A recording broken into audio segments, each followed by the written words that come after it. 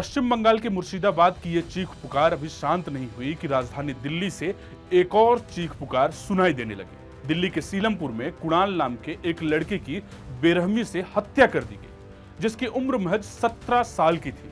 इस हत्या के बाद से ही दिल्ली के कुछ चुनिंदा इलाकों में तनाव की स्थिति बन गई है। अब तक सिर्फ बंगाल से हिंदुओं के पलायन की खबरें सामने आ रही थी, अब राजधानी दिल्ली से भी ऐसी खबरें सामने आने लगी है। हिंदू पलायन की तैयारी कर रहे हैं। कुणाल की हत्या चाकू घोंपकर किया गया है। हत्या के बाद से परिवार इंसाफ की मांग कर रहा है, लेकिन सवाल यह है कि कुणाल की हत्या आखिर क्यों की गई है। जिन लोगों के नाम कुणाल की मां बार बार ले रही हैं, वह कौन लोग हैं, और सबसे बड़ा और जरूरी सवाल यह है कि इलाके के हिंदू मुसलमानों से क्यों डरे हुए हैं। आखिर ऐसी स्थिति क्यों बन रही है, इन सारे सवालों के जवाब इस वीडियो में आपको मिलेंगे। सबसे पहले कुणाल की मां को सुन लीजिए। मेरा बच्चे साथ कुछ दूध लेने आया था, बस दूध लेने आया था। जीटी अस्पताल से आए थे, सास को लेकर भर्ती थे। माँ अस्पताल से आए थे तो कहने लगा था भूखे मम्मी, सुबह से कुछ नहीं खाया, तो दूध मंगा ले, पापे मंगा ले, मैं लेने आ रहा हूँ, चाय बना दूंगा। बस दूध लेने आए थे, 5 मिनट में खबर आ गई कि चाकू मार दी लड़कों ने।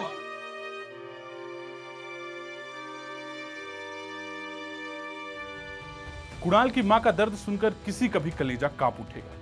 कुणाल की मां अपने बेटे को दूध लेने के लिए भेजी थी। उन्हें कहां पता था कि नकाबपोश बदमाश उनके बेटे की चाकू घोंपकर हत्या कर देंगे और मौके से फरार हो जाएंगे। पुलिस के मुताबिक हमला पुरानी रंजिश के चलते हुआ है और हमलावर 4 से 5 की तादाद में थे। कुणाल की मां और उनके परिवार का कहना है कि मामला हिंदू मुस्लिम से जुड़ा हुआ है और विशेष समुदाय के लोगों ने उनके बेटे की हत्या कर दी है, जिसमें साहिल नाम के शख्स के शामिल होने की बात सामने आई है।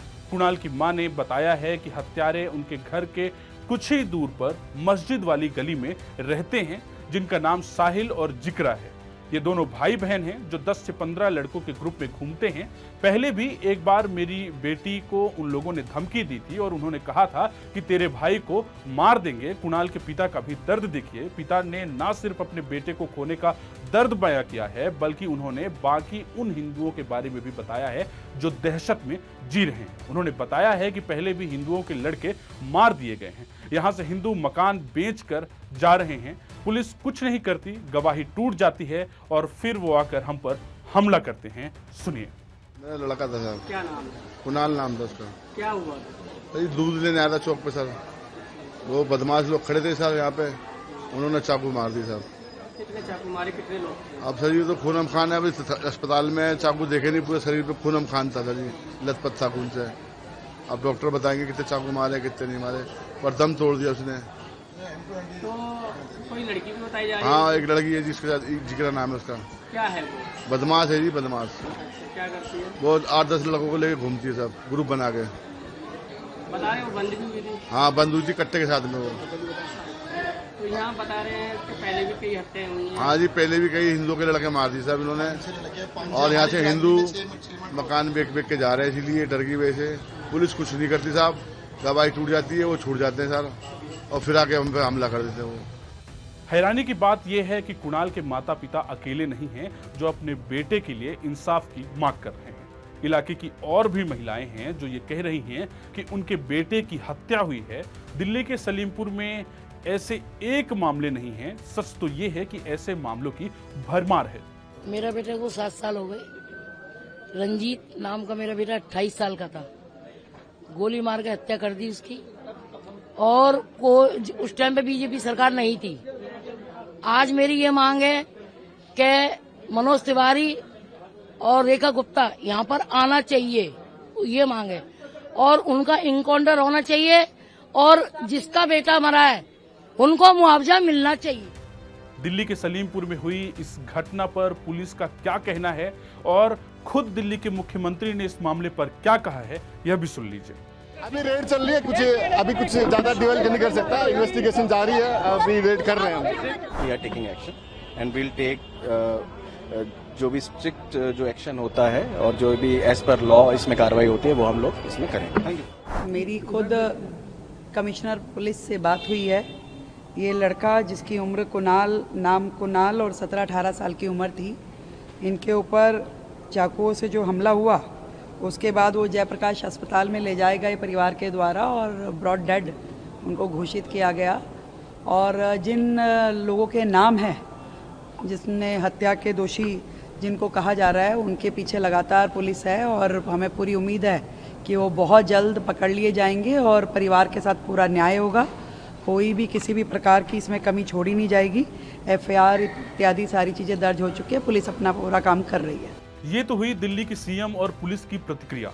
अब उन स्थानीय आक्रोशित लोगों की प्रतिक्रिया आपको सुनाते हैं जो इस घटना के बाद से ही सड़कों पर हैं, अपने समाज के लिए चिंतित हैं और अपने हाथों में पलायन के पोस्टर लेकर भाजपा सरकार से मदद की गुहार लगा रहे हैं और पुलिस से आरोपियों का इनकाउंटर करने की मांग कर रहे हैं। हमें लगता है कि हमारी हेल्प होगी और हाँ, हमें उम्मीद है हमारी मदद की जाएगी और हमें यहाँ से पलायन नहीं किया जाएगा। हमारी पूरी सुरक्षा होनी चाहिए, पुलिस यहाँ पर रहनी चाहिए और हमारे जिसको उनका बेटा खत्म हुआ है, कुणाल की हत्या हुई है, उसको फांसी की सजा होनी चाहिए या उसका इनकाउंटर होना चाहिए और उनके माँ बापों को मुआवजा मिलना चाहिए। किसी भी लड़की का हाथ पकड़ लेते हैं। हमने कंप्लेन करी, सबने कोई सुनवाई नहीं होती, हमने सब कुछ करा है, यह सुनवाई नहीं होती।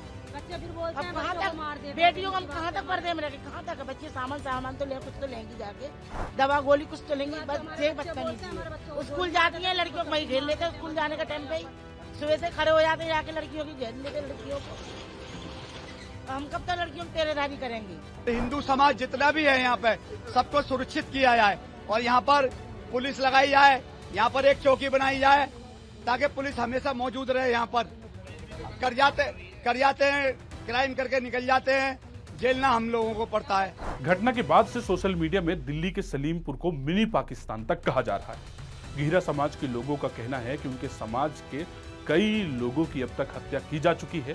जो लोग लंबे समय से कई वर्षों से इस इलाके में रहते हैं उन्हीं की टारगेट कर हत्या की जा रही है। आप इस मामले को लेकर क्या सोचते हैं, हमें कमेंट में जरूर बताएं। धन्यवाद।